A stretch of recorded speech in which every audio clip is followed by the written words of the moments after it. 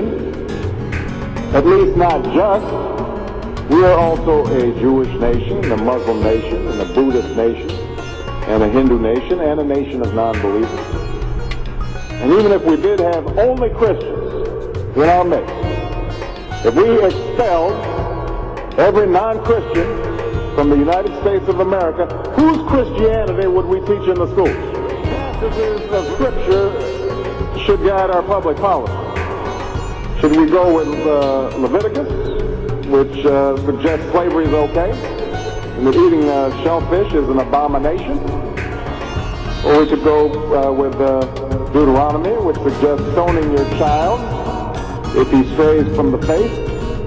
Or should we just stick to the Sermon on the Mount, a passage that is so radical that it's doubtful that our own Defense Department would survive its application? Folks haven't been reading the Bible. Which brings me to my second point. Democracy demands that the religiously motivated translate their concerns into universal rather than religion-specific values.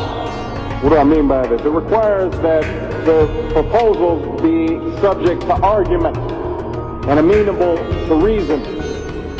Now, I may be opposed to abortion for religious reasons, to take one example, but if I seek to pass a law banning the practice, I can't simply point to the teachings of my church or evoke God's will. I have to explain why abortion violates some principle that is accessible to people of all faiths, including those with no faith at all.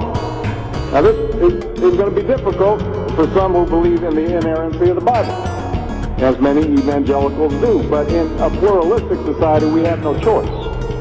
Politics depends on our ability to persuade each other of common aims based on a common reality. It involves compromise, the art of what's possible. And at some fundamental level, religion doesn't allow for compromise. There it goes. What you're asking is, am I using the so-called lie that healings really happen so I can make money? Correct. Okay. Of course not. You cannot fool all the people all the time, right? You don't need to fool all the people all the time. You just need to fool some people sometimes. Okay, that's okay. 9-year-old William Vandenkolk claimed his failing eyesight had improved at this Hen Crusade in 2001. As soon as God healed me, I could see better. William is now 17 and still legally blind. I'd say I was caught up in the moment, being as young as I was, thinking I could actually be getting my vision back. Yep. His name is William, I know. and he still can't see. These are things I cannot You got explain. everybody going around giving their opinion. I'll tell you what's wrong with Jim. They've got all kinds of opinions. But when engineers talk to each other, they don't say, believe me. Engineers talk to each other, it's not subject to interpretation. They use math, they use descriptive systems. If I interpreted what another engineer said in the way I think he meant it, you couldn't build bridges, you couldn't build dams, you couldn't build power transmission lines. The language has to have meaning. No polite way to say, with all due respect, sir, have you considered the possibility that you have blighted your whole life with a fantasy and are polluting the minds of defenseless children with dangerous nonsense? As well as being man-made, it's fear-made. It is the unexpressed or partially expressed wish for a protector, a parent, someone who will never desert you, someone who will do in a way you're thinking for you, especially on questions of moral philosophy. At its best, it's that. It's a wish to be loved more than you probably deserve. And at its worst, it's the underdeveloped part of the human psyche that leads to totalitarianism, that wants to worship and that wants a boss, that wants a celestial dictatorship. And that's the bit that's now threatening to destroy our secular civilization. One day, You're right that science has made many things more comprehensible to us, and it's explained things that religion used to take credit for. In other words, now we know there's a germ theory of disease. Diseases are not curses or revenges from heaven.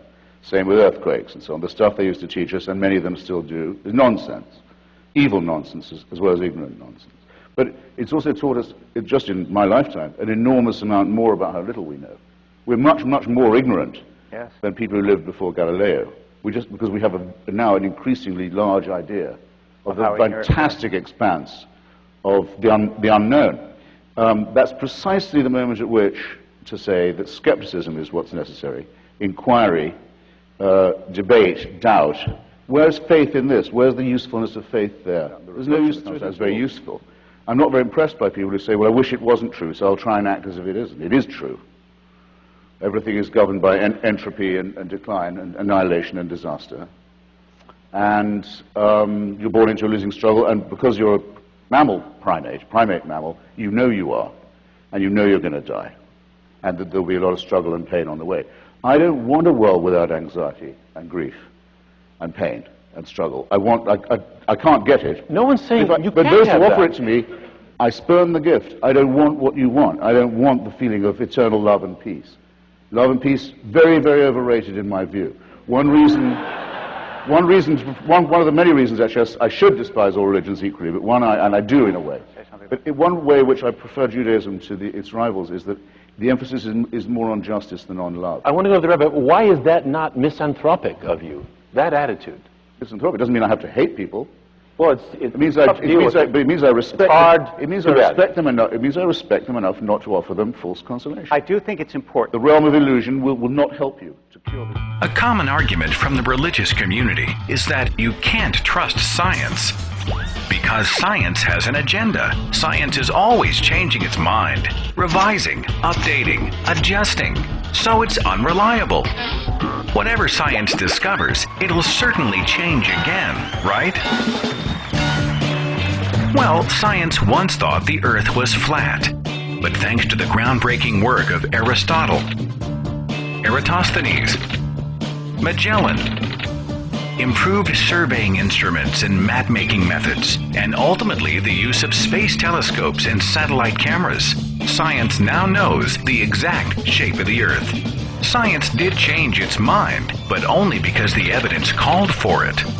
We now know the Earth is an oblate spheroid, and no future discovery will cause the Earth to be any other shape. The fact that science improved its information speaks to its strength, not its weakness. Like a blade that's continually being sharpened, mankind's grasp of the world around us has become more and more acute. And when something's simply not known or a mistake is made, science will usually be the first to admit it and publicly fix it. Let's get some perspective. For just a moment, let's take a look at some of science's greatest hits.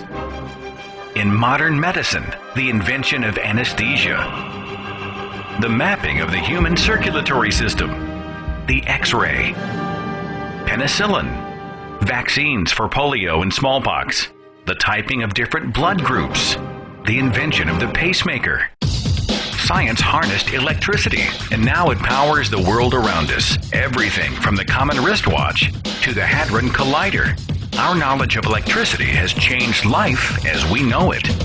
The Human Genome Project, mapping the approximately 25,000 genes in human DNA, has helped us better understand how to diagnose, treat, and prevent the thousands of disorders that affect human beings, and is helping us to unlock the mysteries of our origins.